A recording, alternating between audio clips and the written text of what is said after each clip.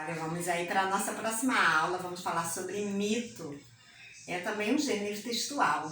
Os gêneros textuais, eles são conhecidos por terem características específicas, por terem também objetivos específicos e quererem alcançar um tipo de público. E aí, gente, em relação ao mito, uma característica muito importante, eles foram criados bem lá, no princípio, para que se pudesse explicar fenômenos da natureza, coisas da realidade que não se sabia a explicação. E aí se criava aquele mito que era descrito geralmente de forma oral, numa tentativa de explicar as coisas. E aí daí esse gênero textual mito. A gente vai ver um mito chamado o mito de Ícaro. Contam que na cidade de Atenas havia um engenheiro muito criativo chamado Dédalo, que vivia tranquilamente com seu filho Ícaro a criar os mais diversos utensílios para as pessoas. Tinha uma precisão fenomenal, sendo responsável pelos melhores trabalhos manuais da Grécia. Um dia, Dédalo foi chamado à cidade de Creta para realizar uma obra para o famoso rei Minos. Construir um labirinto para aprisionar o Minotauro, monstro indestrutível. Então, Dédalo fez um labirinto do qual era impossível sair. O rei Minos, temeroso de que Dédalo contasse o segredo do labirinto a alguém, não o deixou voltar a Atenas. E, cego pela desconfiança, mandou que o engenheiro fosse colocado no labirinto junto com seu filho Ícaro. Não podemos ficar aqui, meu pai. Dédalo sabia que o labirinto era intransponível por terra e que Minos controlava as águas.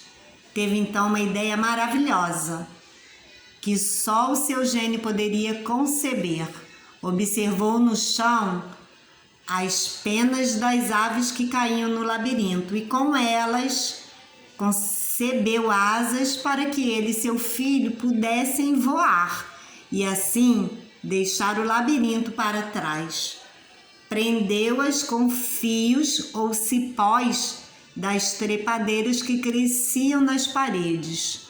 Untou-as com um pouco de cera que conseguiu trazer consigo e confeccionou 2 asas, uma para ele e outra para Ícaro.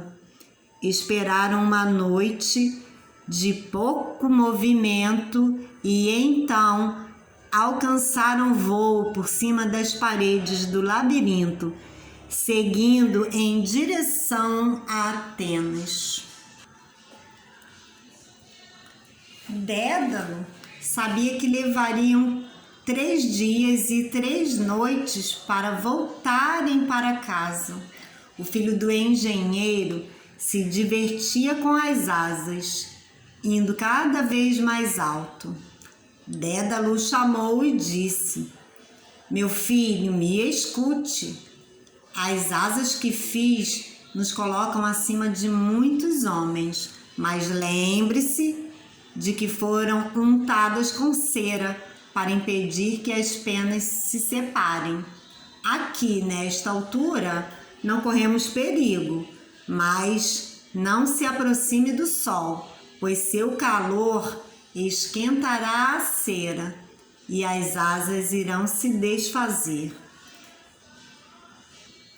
Entretanto, a empolgação do garoto foi mais forte que os conselhos do pai, e ele quis chegar onde nenhum homem jamais esteve. Quando o pai estava distraído, Ícaro voou alto em direção ao sol. Porém, o calor do sol derreteu a cera e Ícaro despencou lá do alto do céu em direção às águas do mar.